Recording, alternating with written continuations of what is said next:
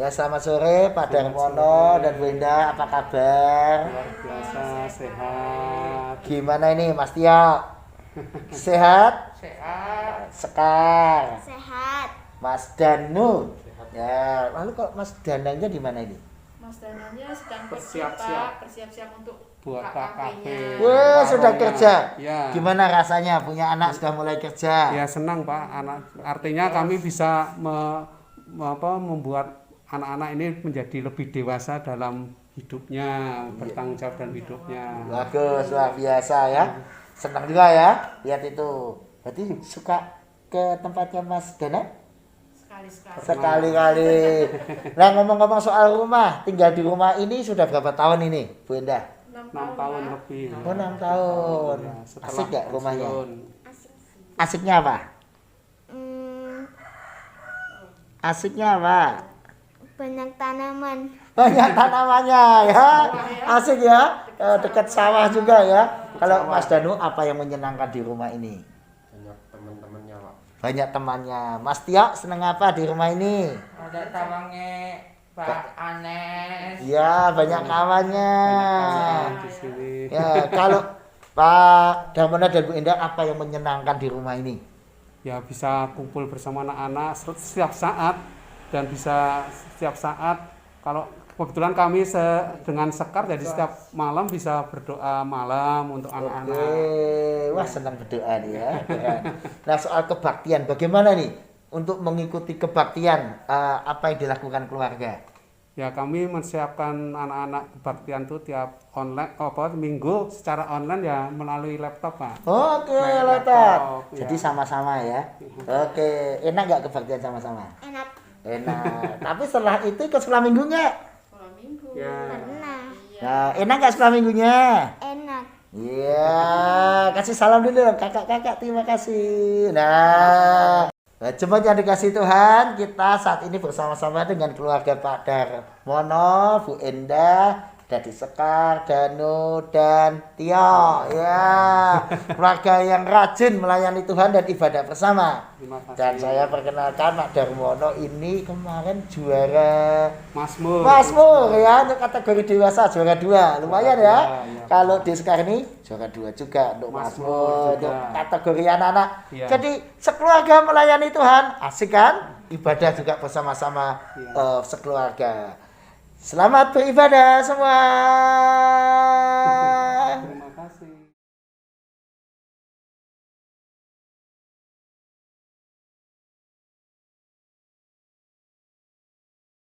Shalom Bapak Ibu Saudara terkasih dan adik-adik semua yang ada di rumah. Apa kabar semuanya? Pasti baik-baik aja ya, dan saya berharap adik-adik Bapak Ibu Saudara terkasih di rumah semua dalam keadaan sehat. Wah, tidak terasa kita sudah sampai di ibadah terakhir masa penghayatan hidup berkeluarga, dan saya percaya dalam bulan ini juga Bapak Ibu Saudara terkasih dan adik-adik di rumah juga menikmati ya kebersamaan dengan keluarga, dan kita bersyukur karena kita punya ayah, punya ibu, punya saudara, punya eyang, punya opa, punya oma. Kita bersyukur kita memiliki keluarga, dan kita bersyukur juga karena di tengah-tengah keluarga kita ada Tuhan Yesus, ada Allah yang selalu bersama-sama dengan kita. Saya mengajak Bapak Ibu Saudara terkasih, kita mau menyanyikan lagu Bersama Keluargaku dengan penuh sukacita.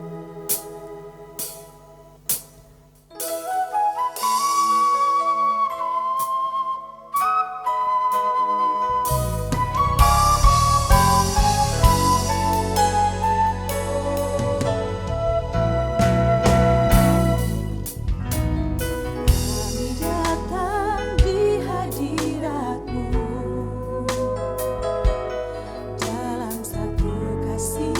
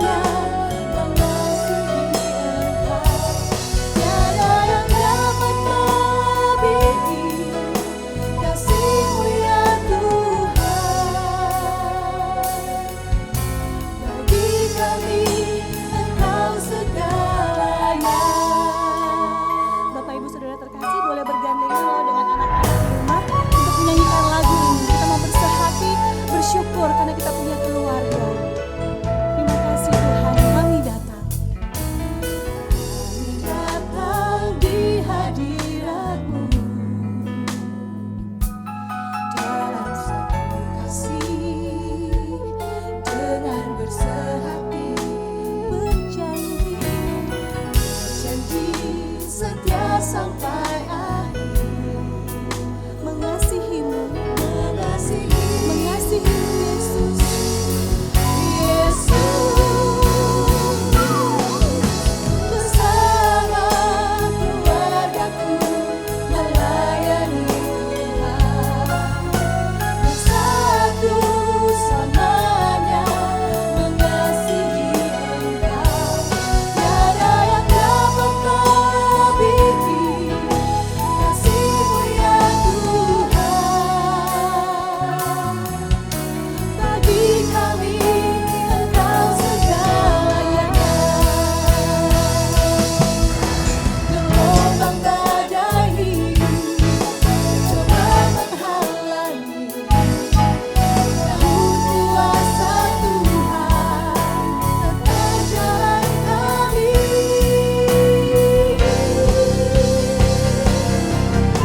Bersama keluargaku melayani Tuhan, bersatu selamanya mengasihi Engkau.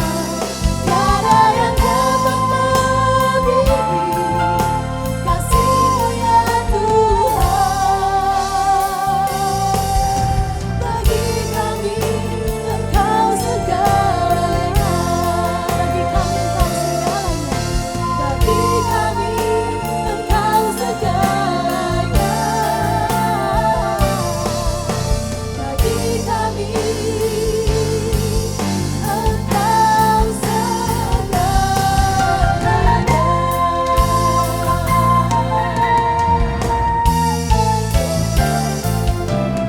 Terima kasih Engkau selalu ada di tengah-tengah keluarga kami, Tuhan. Terima kasih, Yesus.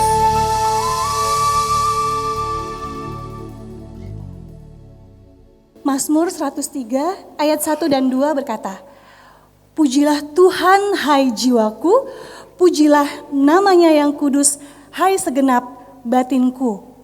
Pujilah Tuhan hai jiwaku, dan janganlah lupakan segala kebaikannya. Kita mau pujikan bersama, haleluya, pujilah.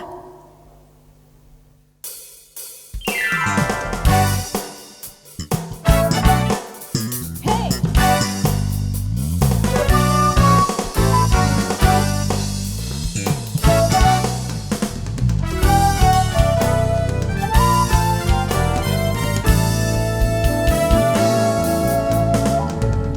Haleluya, pujilah Allah yang agung Maha Esa. Dalam Kristus kita damai, Allah yang hidup Bapa kekal. Langit kuasa semesta patut memuji kuasa-Nya, karena berkat-Nya tak henti, limpah kasih-Nya tak terpenuhi. Haleluya, pujilah Allah yang agung Maha Esa. Dalam Kristus kita damai, Allah yang hidup Bapa kekal. Wahai gunung, soraklah, angkat suaramu nyanyilah. Kami berkibar dan geram, iringi puji dalam haleluya. Haleluya, pujilah Allah yang agung Maha Esa. Dalam Kristus kita damai, Allah yang hidup Bapa kekal. Haleluya, pujilah Allah yang agung Maha Esa. Dalam Kristus kita damai, Allah yang hidup Bapa kekal.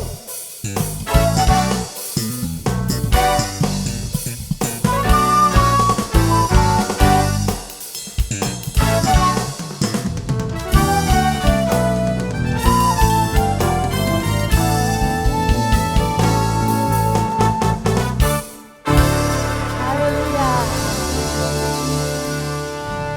Saudara-saudara yang terkasih, marilah kita memulai ibadah ini dengan pengakuan bersama-sama demikian. Pertolongan kita adalah di dalam nama Tuhan, yang menjadikan langit dan bumi, yang kasih setianya tetap untuk selama-lamanya, yang memelihara umat manusia di tengah-tengah segala pergumulan dan goncangan kehidupan.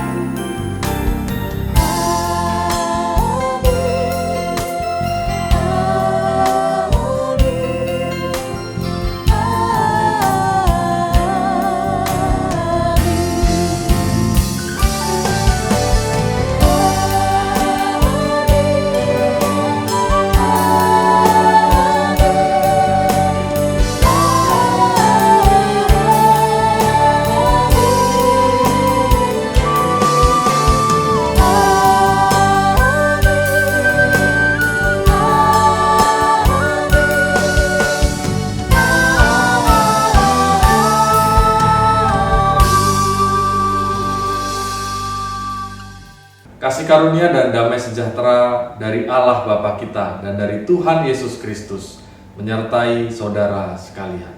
Dan menyertai saudara juga. Bapak, Ibu, saudara terkasih dan adik-adik di rumah, kita mau kasih tos dulu yuk sama Bapak, Ibu, sama Mama, Papa, sama adik kakak di rumah. Dengan siapapun Bapak, Ibu, saudara terkasih beribadah, kita mau kasih tos, kita mau katakan, Allah itu baik, Allah itu baik. Allah itu baik. Kita mau meninggikan Allah dengan penuh sukacita, dengan bersorak-sorai. Yeay!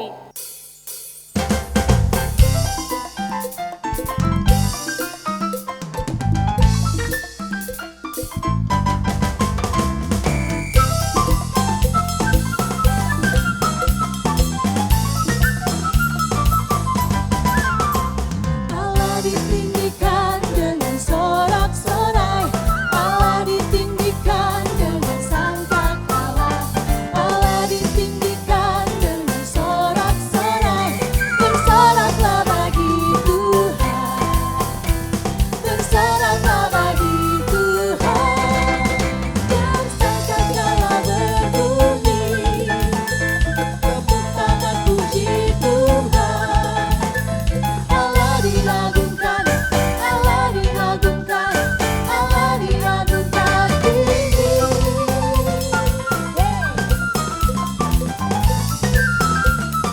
Dengan bersukacita Allah ditinggikan.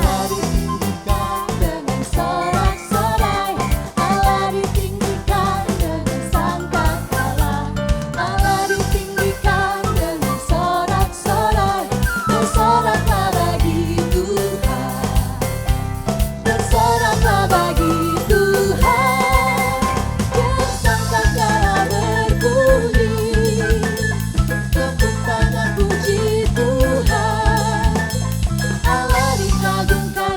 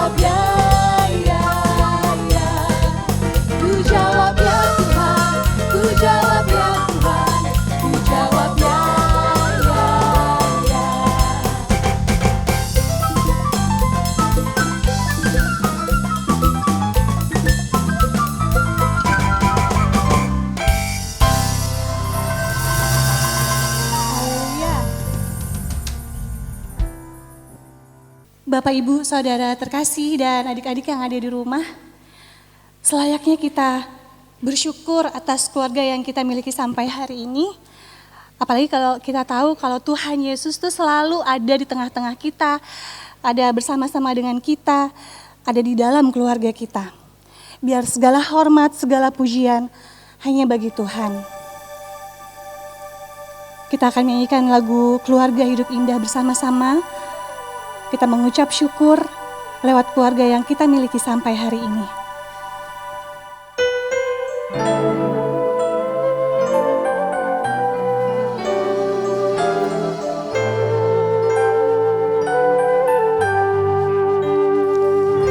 Keluarga hidup indah bila Tuhan di dalamnya,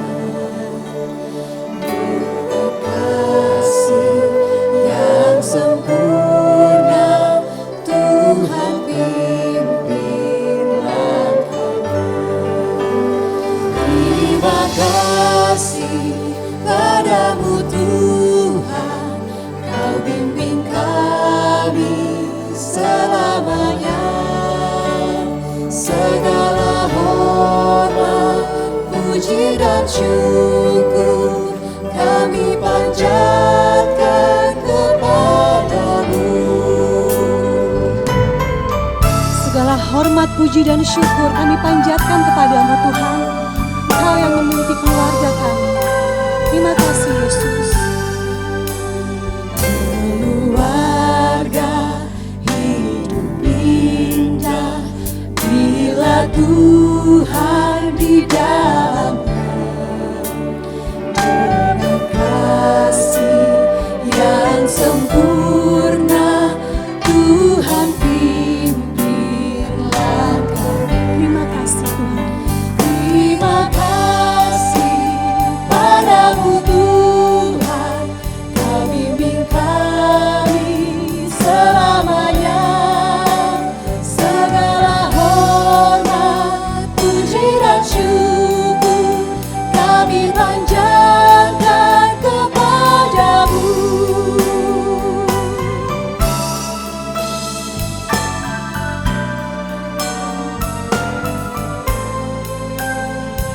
Keluarga hidup indah.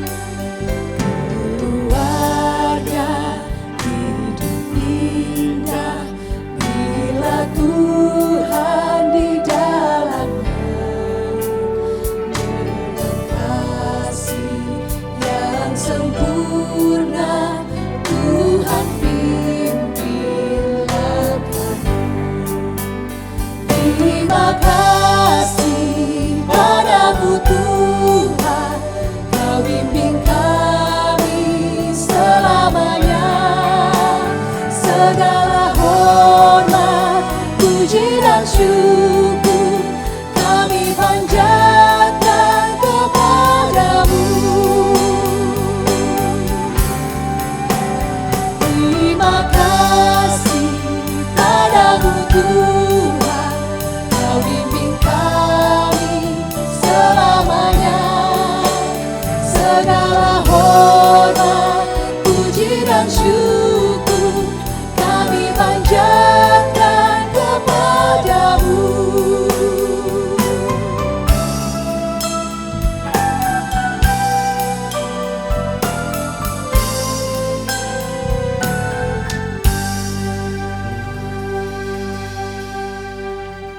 Mari saudara kita bersatu di dalam doa.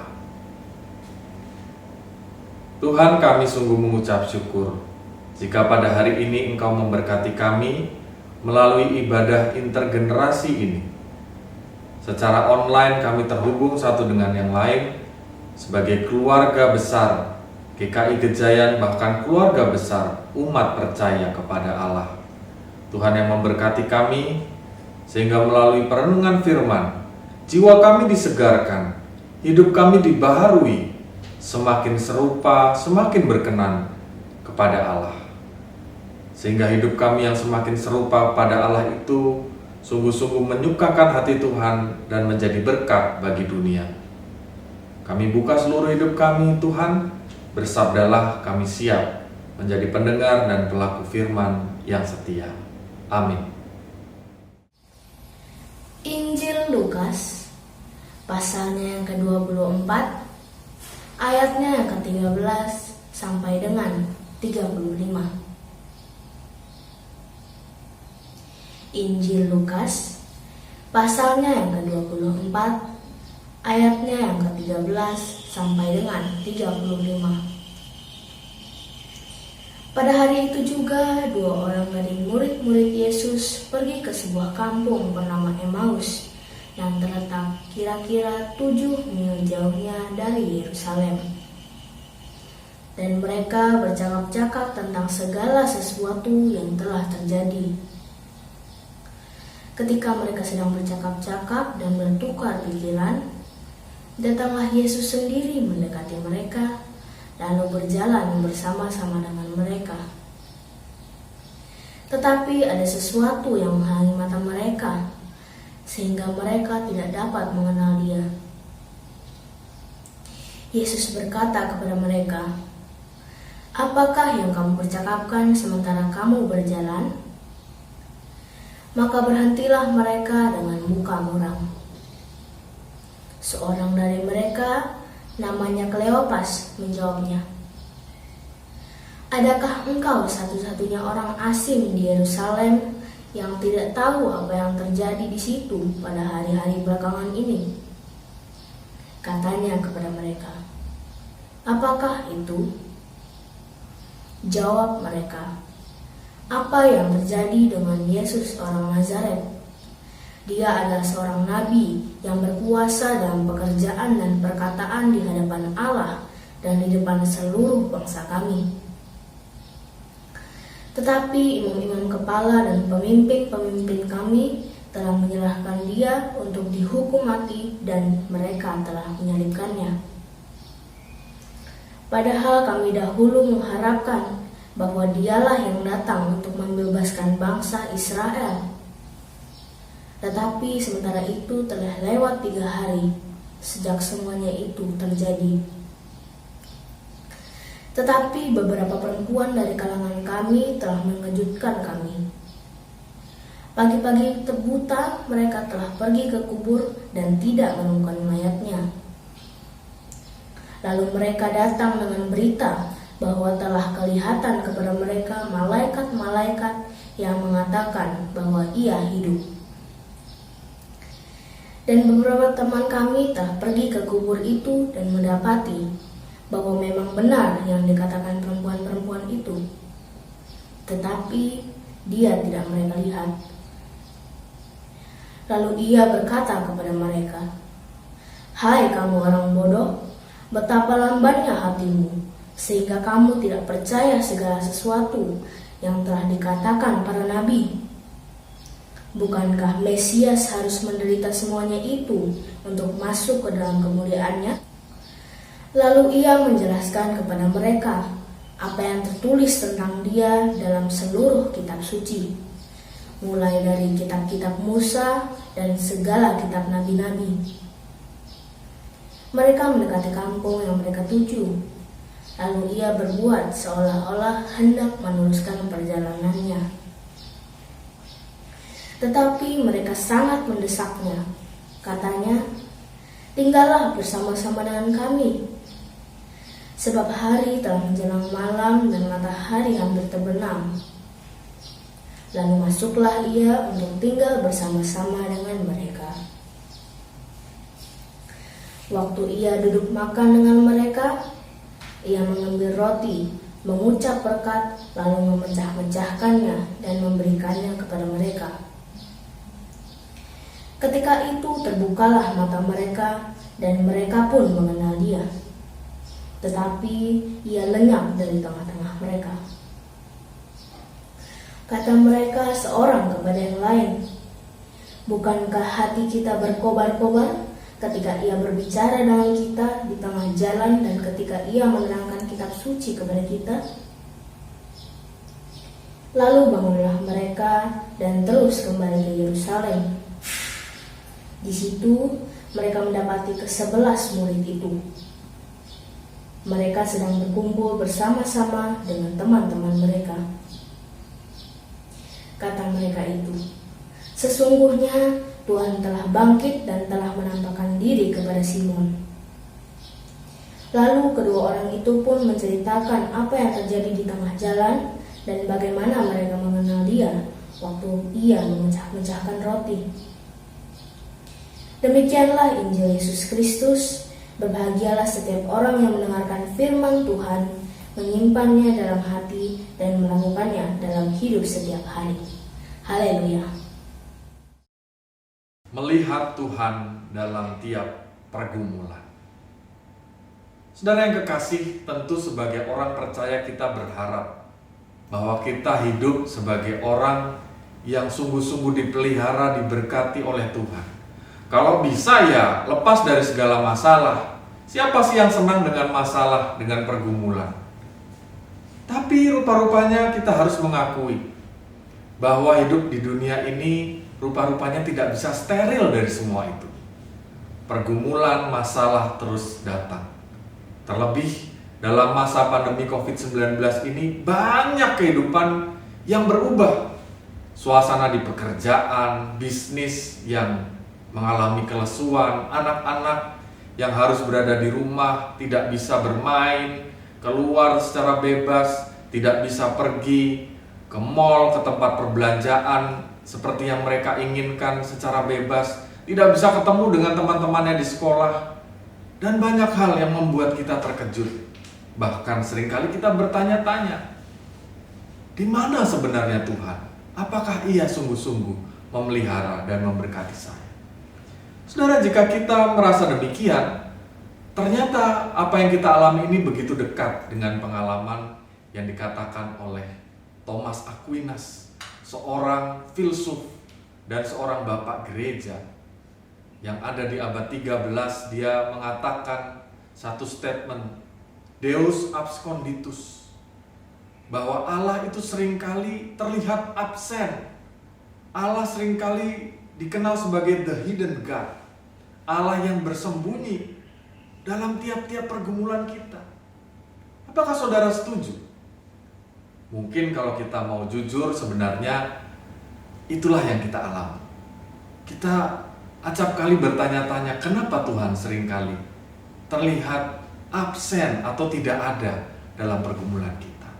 Di mana Dia sebenarnya? Kita seringkali kesulitan melihat Dia di tengah-tengah pergumulan kita. Saudara yang dikasih oleh Tuhan, rupanya apa yang kita alami ini begitu dekat dengan pengalaman para murid, terkhusus para murid di Emmaus. Para murid di Emmaus berjalan bersama dengan Yesus meninggalkan Yerusalem. Tetapi ketika mereka berjumpa dengan Yesus, mereka tidak mengenali Yesus. Mereka tidak bisa melihat bahwa ini adalah Yesus. Mengapa? Karena sebetulnya selain secara situasional bahwa saat itu sudah sore hari, sudah menjelang malam, sudah mulai gelap, sebenarnya mereka dirundung oleh suasana ketakutan, keputusasaan, tiada pengharapan. Mereka salah memahami maksud Tuhan, sehingga pergumulan itu menjadi sesuatu hal yang memenjarakan hidup mereka untuk dapat melihat masa depan, untuk dapat melihat kehidupan mereka yang ada bersama-sama dengan Tuhan. Bahkan ketika Tuhan ada bersama dengan mereka, mereka tidak menyadarinya. Salah penafsiran dan salah memahami maksud Tuhan yang seperti apa? Oh saudara, rupa-rupanya perjalanan yang panjang, sepanjang kira-kira 11,2 km itu mengajarkan banyak hal kepada mereka. Di sanalah ketika mereka mempergumulkan tentang keberadaan Yesus yang mereka puja. Mereka bercerita kepada orang yang dianggap mereka asing, yaitu Yesus sendiri. Mereka mempergumulkan, kenapa Yesus yang kami puja itu akhirnya ditangkap, disiksa, dan mati. Ada sih para perempuan yang berkata-kata bahwa, waduh katanya ia sudah hidup, ada malaikat di sana dan seterusnya. Tetapi mereka sendiri meragukannya. Oleh karena itulah mereka meninggalkan Yerusalem. Bagi mereka mungkin itu adalah hisapan jempol. Mereka tidak bisa melihat secara utuh perjalanan hidup mereka dan juga perjalanan hidup Yesus. Itulah yang membuat Yesus menghardik mereka dengan kata-kata yang cukup keras. Hai kamu orang bodoh, betapa lambannya hatimu sehingga kamu tidak percaya segala sesuatu yang dikatakan para nabi. Bukankah Mesias harus menderita semuanya itu untuk masuk ke dalam kemuliaan? Ternyata saudara, kata-kata itu bukan membuat mereka marah, tetapi membuat mereka penasaran. Bahkan ketika Yesus seolah-olah hendak meninggalkan mereka, mereka menahan Yesus dan berkata, marilah saudara, masuk ke dalam rumah dahulu. Kita bersama-sama makan bersama. Dan pada akhirnya dalam perjumpaan itu mereka makan dan minum bersama dan mereka tersadarkan. Persis seperti Yesus yang menjamu para murid makan bersama, mereka menyadari, oh, dari cerita-cerita bahwa Mesias harus memang menderita itulah, mereka menyadari, kok ini persis seperti Yesus juga ketika menjamu dan makan bersama, dan mereka menyadari bahwa betul pada saat itu Yesus berkata bahwa Anak manusia harus diserahkan, ingatlah tubuh dan darahku. Mereka baru memahami bahwa jalan derita itu adalah jalan yang mulia, dan bahwa Yesus di dalam derita yang mereka alami itu tidak meninggalkan mereka, tetapi justru hadir dan memaknai setiap derita itu sebagai sebuah tanda bahwa Ia memberkati di dalam setiap derita. Saudara yang dikasih oleh Tuhan, dengan demikian kita melihat bahwa di dalam perjumpaan ini mereka mengalami satu perubahan paradigma. Sesuatu yang mereka anggap musibah justru menjadi satu berkah. Bahwa Tuhan yang seringkali nampak absen, justru Tuhan yang sungguh-sungguh bersama-sama menanggung derita. Tuhan yang tidak hanya memerintahkan agar kita bertahan dalam setiap pencobaan, tetapi Ia yang masuk dalam pencobaan itu, sehingga Ia menang dalam setiap pencobaan dan maut, dan menjadi semangat bagi kita untuk memaknai setiap peristiwa itu. Pertanyaannya, apakah kita mau percaya bahwa Ia ada dalam setiap pergumulan yang kita hadapi? Apakah kita mau memahami maksud Tuhan dalam tiap pergumulan hidup kita? Saudara yang dikasih oleh Tuhan, untuk memahami dan memaknai hal ini, saya mengajak kita untuk menyaksikan sebuah kesaksian dari Tommy Wong yang begitu memberkati kita. Mari kita menyaksikan.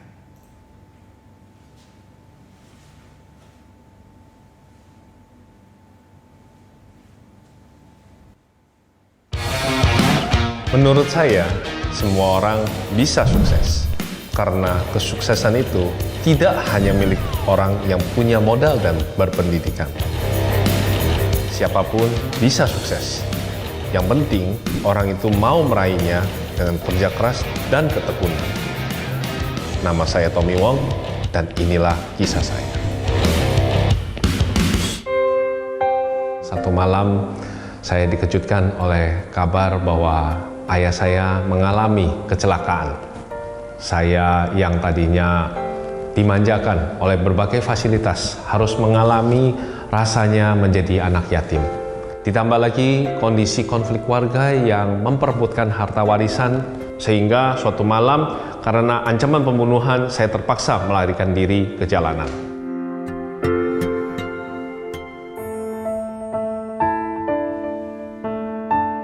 Hari demi hari saya berusaha menjadi petarung jalanan, menjadi preman jalanan. Darah demi darah saya keluarkan untuk meraih apa itu makna sebagai seorang anak yang telah kehilangan kasih.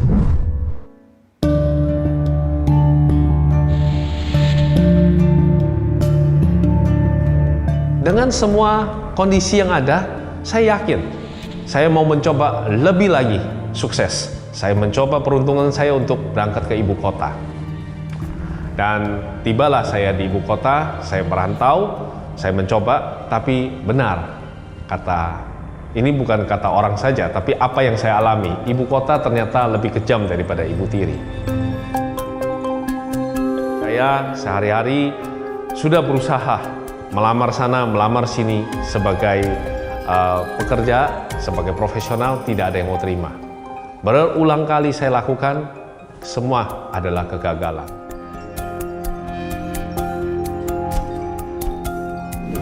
Melihat sekeliling saya lihat ada toko yang menjualkan gadget, aksesoris, dan juga handphone waktu itu ya. Saya pikir, wah luar biasa, kalau punya seperti itu, sepertinya ibaratnya menjadi orang kaya itu luar biasa nikmatnya. Saya mencoba melamar, tapi lagi-lagi penolakan yang ada, sampai akhirnya saya memberikan satu hal yang istimewa, yang tidak bisa ditolak lagi, yaitu saya katakan, saya bersedia digaji hanya separuh, tapi kerjanya 2 kali lipat daripada pekerja yang ada di situ. Dari tadinya pekerja, saya berhasil menjadi manajer, bahkan menjadi general manager daripada toko-toko yang dia miliki. Setelah kerja 2-3 tahun di tempat handphone itu, saya udah posisinya general manager, terjadi kerusuhan Mei, sehingga mengalami krisis moneter. Pada saat itulah saya terpaksa kembali lagi ke titik terendah, di mana saya posisinya toko itu sudah tidak mampu menggaji saya, bahkan mengalami kerugian yang besar karena hancur. Akhirnya saya mencoba buka pameran di salah satu lapak di mall pembelanjaan. Saya menggunakan brosur yang dibuang oleh pameran, saya gunting gabus, tempelkan untuk menjadi semacam dami-dami yang saya pajangkan. Sekian waktu yang ada hanyalah kegagalan. Suatu hari lewatlah seorang owner daripada pemilik brand yang sedang merintis brandnya di Indonesia. Bapak itu dengan penuh keharuan dia bilang, saya besok akan kirim kepada kamu 10 unit handphone. Saya titip kepada kamu. Dalam 1 minggu, kamu harus bisa menjualkan. Kalau tidak berhasil, maka saya tidak akan memberikan kesempatan ini lagi. Saya berhasil merintis brand tersebut menjadi bukan saja memiliki toko, tapi saya mempunyai banyak sekali cabang yang ada di mall-mall, serta mendapatkan penghargaan yang luar biasa, bahkan sebagai salah satu retailer yang terbaik untuk merek tersebut di Indonesia. Dalam perjalanan bisnis saya, tentunya saya selalu berpikir one step ahead, di mana orang belum berpikir seperti itu, saya sudah pikirkan dulu. Jadi saya yang tidak paham online ini, saya bersikap sebagai seorang bos yang tidak mau belajar. Jadi percaya pada partner, saya berikan sepenuhnya hak otoriti, karena saya berpikir ini adalah teman sejati, teman baik. Jadi dia menguasai online, saya mentitipkan semua, lalu yang ada apa coba? Dia sapu bersih, dia habisi semua, yang ada saya yang menerima penderitaan. Kondisi itu tentunya membuat saya seperti tidak bisa bernapas, bahkan keringat dingin itu mengalir seperti biji jagung. Saya mengalami down yang luar biasa, bahkan untuk berdiri saja saya seringkali seperti kayak mau jatuh. Bagi saya, sepertinya sudah tidak ada pilihan lain. Mungkin mati adalah jalan keluar terakhir yang paling baik. Jam 2 pagi saya ingat, saya bentangkan tangan saya ke atas langit, kemudian saya berkata, Tuhan, kalau memang Engkau mau melakukan apa yang Engkau mau lakukan, lakukan saja. Ambil saja nyawa ini. Jam 4 pagi ada suara yang begitu besar. Bangun, kalau aku mau ambil nyawamu, aku sudah ambil. Engkau jangan perintahkan aku untuk mengambil nyawamu. Saya kaget, saya bangun, dan di situ saya sadar.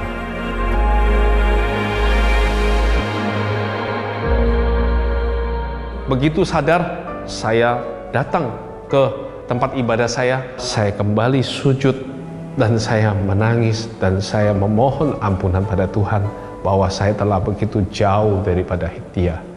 Saya memohon Tuhan menyertai hidup saya memohon pengampunan bahwa hidup saya terlalu mendewakan diri saya sendiri. Saya telah menuhankan diri saya sendiri sehingga saya lupa berserah ikhlas pada apa kehendak Tuhan. Dalam bisnis saya, terkadang untuk ke tempat ibadah saya abaikan karena apa? Mengejar omset.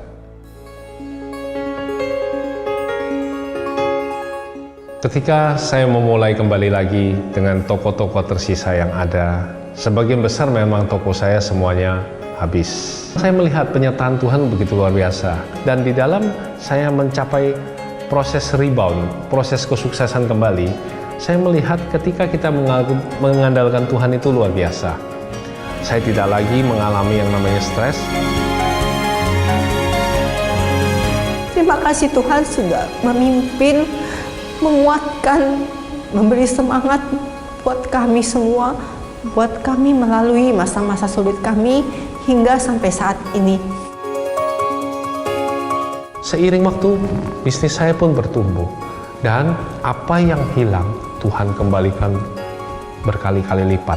Apa yang saya alami itu merupakan satu proses di mana kalau kita mengalami suatu kegagalan, di situ belum tentu akhir cerita hidup kita.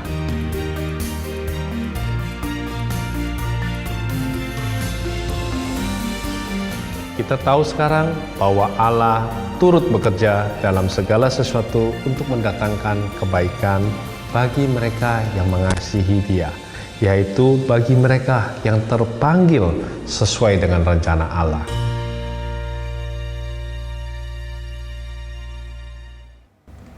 Saudara, bukankah satu kesaksian yang begitu menarik dan indah? Dari kegagalan demi kegagalan, Tommy Wong merasakan satu pengalaman yang membuatnya justru semakin dapat melihat setiap kejadian itu begitu berharga untuk kehidupannya. Dia menghayati satu ayat dalam firman Tuhan. Kita tahu sekarang bahwa Allah turut bekerja dalam segala sesuatu untuk mendatangkan kebaikan bagi mereka yang mengasihi Dia, yaitu bagi mereka yang terpanggil sesuai dengan rencana Allah. Segala sesuatu mendatangkan kebaikan.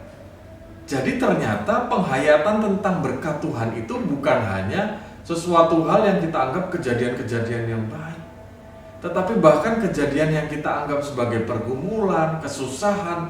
Kalau kita menghayati, menekuninya, kita percaya bahwa Allah bersama-sama dengan kita, maka kita dapat menemukan sesuatu hal yang memberkati kita ketika kita mau menekuninya.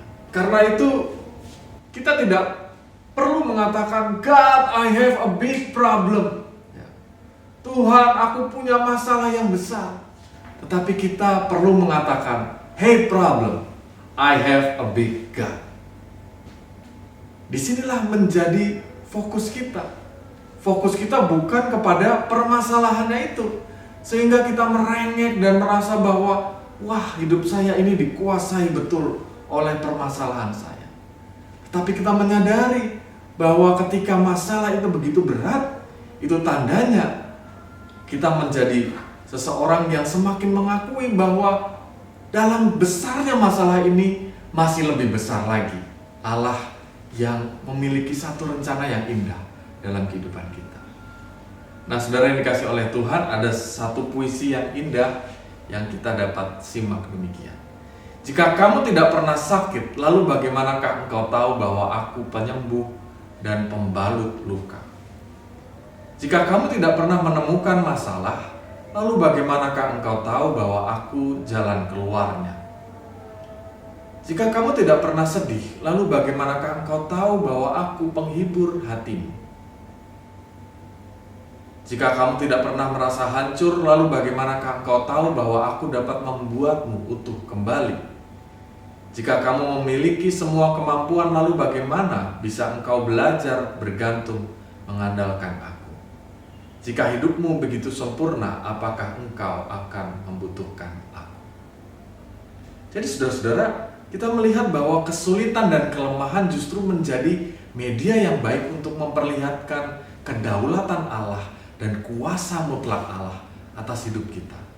Supaya kita mengakui segala keterbatasan kita dan lebih mengandalkan Tuhan. Supaya dengan demikian kita semakin mengakui akan segala kelemahan keterbatasan kita. Tetapi kemahakuasaan Allah yang menjaga dan juga melindungi, memelihara hidup kita. Nah, saudara yang dikasih oleh Tuhan, bukankah seringkali kita seperti sebuah ilustrasi kuno itu? Kita berkata seperti layaknya seorang anak kecil di bawah karya dari orang tua kita yang sedang merajut sesuatu hal. Rajutan itu dari bawah ketika kita sebagai anak kecil yang belum bisa melihat apa yang dianyam oleh sang ibu kita, kemudian protes. Bu, kenapa sih apa yang ibu lakukan ini carut marut, kok berantakan sekali, nggak ada sesuatu hal yang terlihat jelas. Aduh, jelek sekali, kenapa? Tenang nak, aku sedang menyiapkan yang baik untukmu. Aduh, apalagi itu untuk aku kok nggak mau, kok kelihatannya begitu buruk. Tenang nak, pada waktunya akan aku ungkapkan apa yang telah aku siapkan. Kita terus merengek sampai pada akhirnya sang ibu menurunkan hasil karyanya ke dalam pandangan mata kita. Baru kita melihat dari sisi sang penganyam itu. Oh, ternyata sebuah karya yang begitu indah. Mahakarya yang disiapkan sebelumnya kita tidak dapat menyaksikannya, sampai pada waktunya ia mengungkapkan hal yang baik itu. Nah, dengan demikian saudara, marilah kita memandang setiap pergumulan pada masa pandemi ini pun menjadi sebuah peristiwa yang Tuhan berikan kepada kita sebagai sebuah penghayatan bahwa memang hidup kita menghadapi pergumulan. Tidak ada seorang pun yang steril dalam semua itu. Masalah perkuliahan, masalah ekonomi, masalah rumah tangga, masalah sekolah anak. Hidup ini memang membuat kita harus mengakui, hidup ini memang berat. Tetapi jika Kristus di tengah-tengahnya, maka hidup itu menjadi berkat. Maukah saudara dan saya menghayati bahwa ketekunan untuk percaya pada apa yang Tuhan persiapkan akan menghasilkan berkat dalam setiap masalah yang berat. Tuhan memberkati kita, Tuhan mengasihi kita, Tuhan menganyam satu karya yang indah bagi perjalanan hidup kita. Selamat bertekun dan selamat percaya melihat Tuhan di dalam setiap pergumulan hidup kita. Tuhan memberkati kita. Amin. Saudara, untuk menghayati bahwa Tuhan sedang merenda hidup kita, mari kita bersama menaikkan pujian Pelangi Kasih.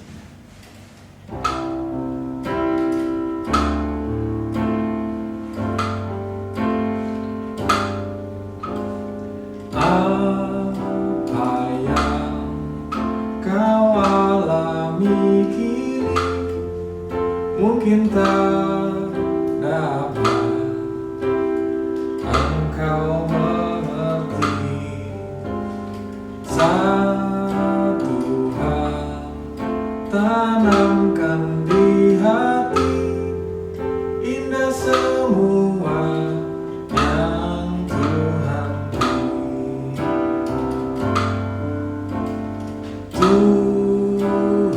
beri. Tak akan memberi ular beracun pada yang minta roti. Cobaan yang engkau alami tak melebihi kekuatanmu. Tangan Tuhan sedang merendam suatu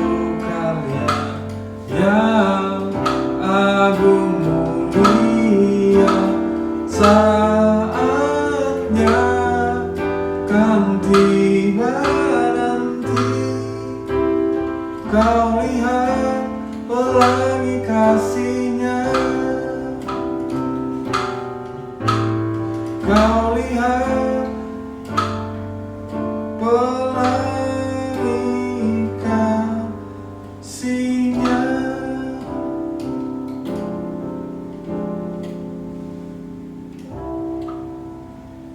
Mari ingat saudaraku bahwa kita perlu bersyukur untuk tiap pergumulan. Tuhan punya maksud di dalamnya. Tuhan sedang merendah hidup kita. Hidup itu memang berat. Tetapi jika Kristus di tengah-tengahnya, hidup itu menjadi berkat. Tuhan memberkati kita. Saat teduh bagi kita sekalian. Mari Bapak, Ibu, dan saudara-saudara sekalian, kita akan memperbarui iman percaya kita dengan menyanyikan pengakuan iman rasuli yang demikian.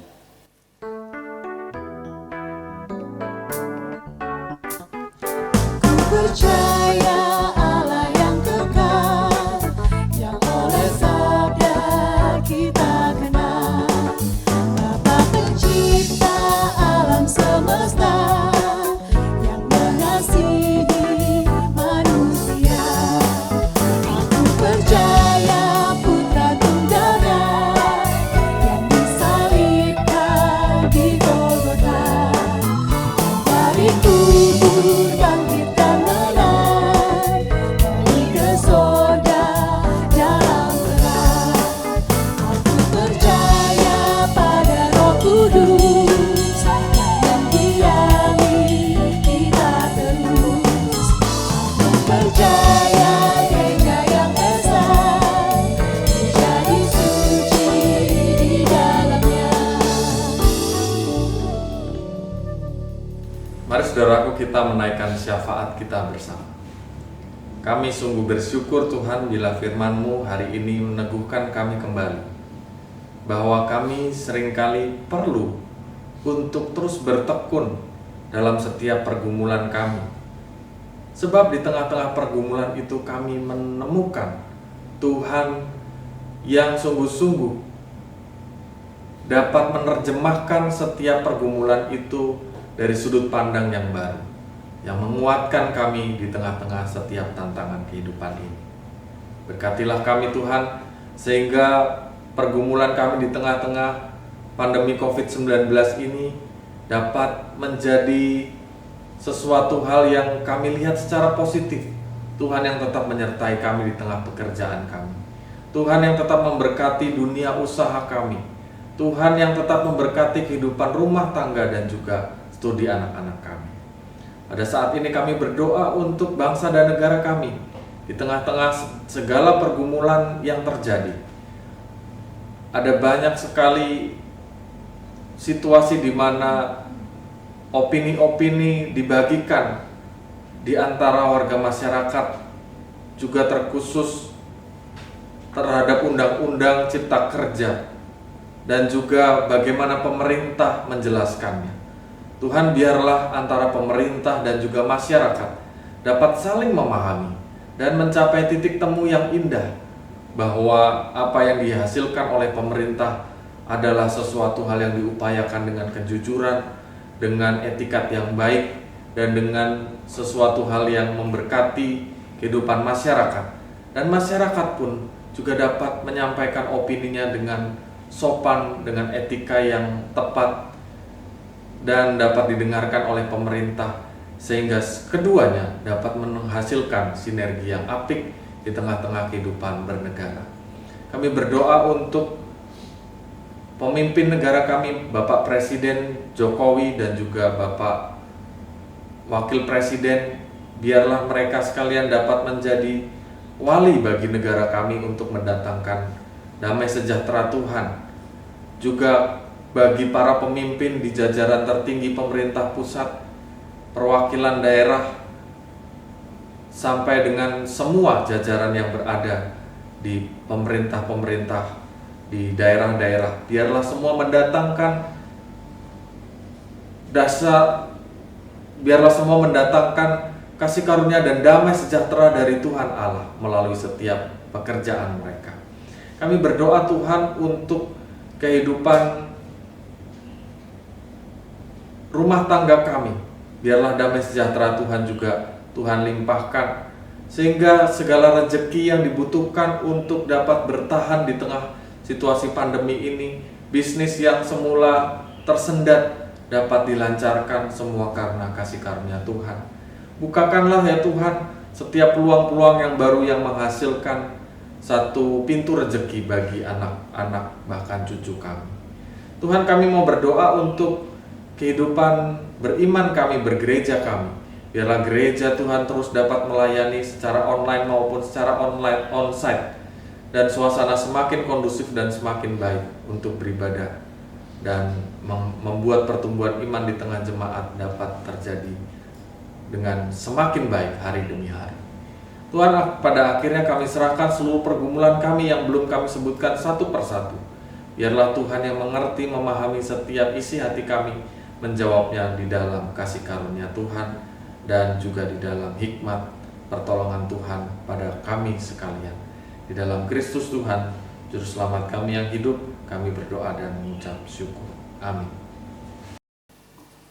Umat yang dikasihi Tuhan, kiranya hidup dan mata uang yang kita kumpulkan menjadi persembahan yang kudus dan berkenan di hadapan Tuhan.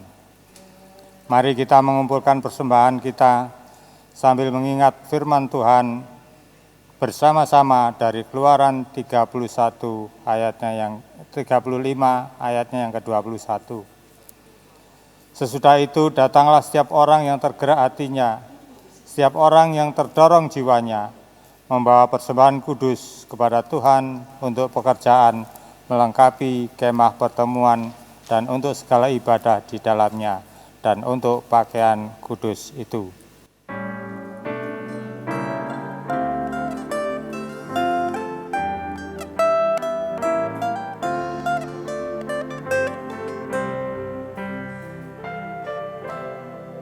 Yang Maha Kasih yaitu Allah, Allah pengasih pun bagiku.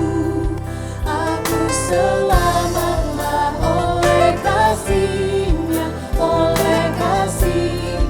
kepadaku.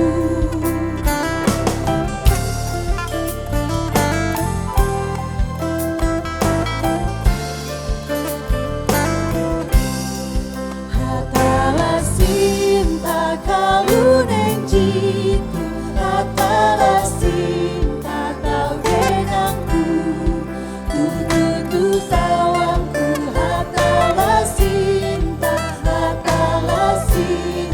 tau denangku.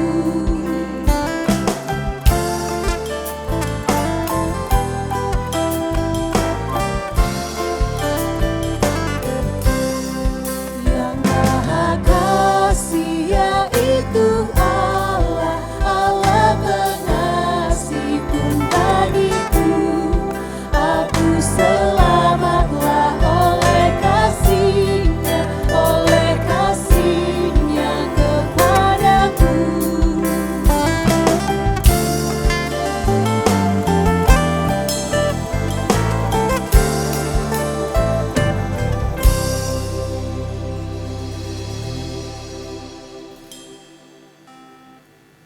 Mari Bapak Ibu, kita bersatu dalam doa untuk menyerahkan persembahan yang telah kita kumpulkan. Tuhan, Bapa kami yang mengasihi orang-orang yang memberi dengan sukacita. Oleh pengajaran Roh-Mu, kami membawa persembahan ini sebagai persembahan yang harum di hadapan-Mu.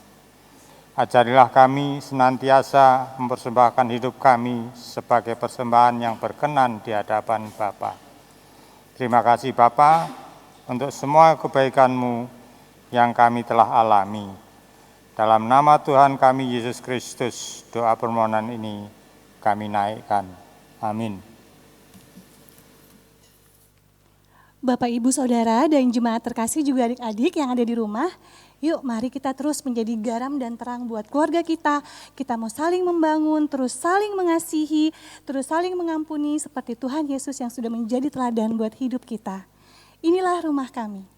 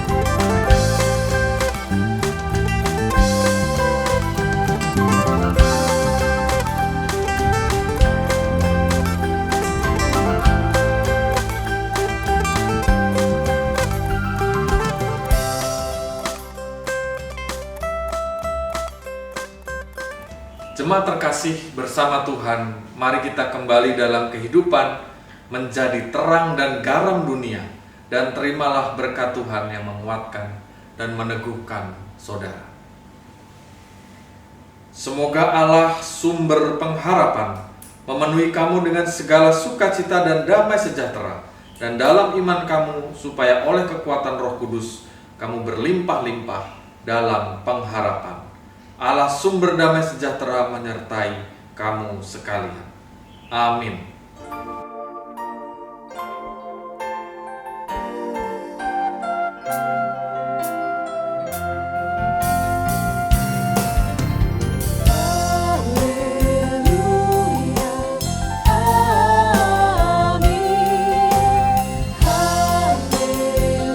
Haleluya,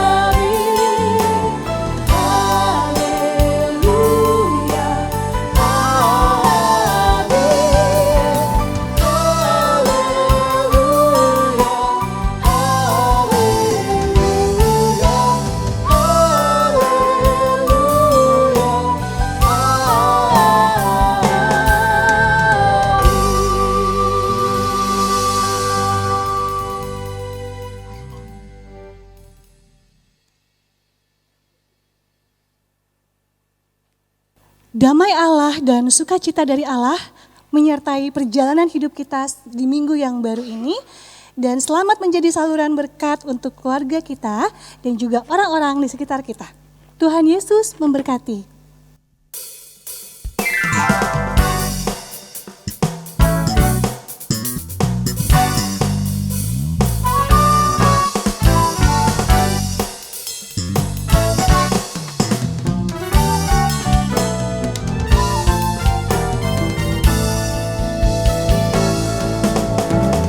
Haleluya, pujilah Allah yang agung Maha Esa. Dalam Kristus kita dengar Allah yang hidup Bapa kekal. Langit keluarga semesta patut memuji kasih-Nya. Karena berkatnya hati, limpah kasih-Nya datang kering. Haleluya, pujilah Allah yang agung Maha Esa. Dalam Kristus kita dengar Allah yang hidup Bapa kekal. Wahai dunia, soraklah, angkat suaramu nyanyilah. Kamulah tiba dan tenang, iringi puji dalam bahaya. Haleluya, pujilah Allah yang agung Maha Esa. Dalam Kristus kita dengar Allah yang hidup Bapa. Haleluya, haleluya, pujilah Allah yang agung Maha Esa. Dalam Kristus kita dengar Allah yang hidup Bapa kekal.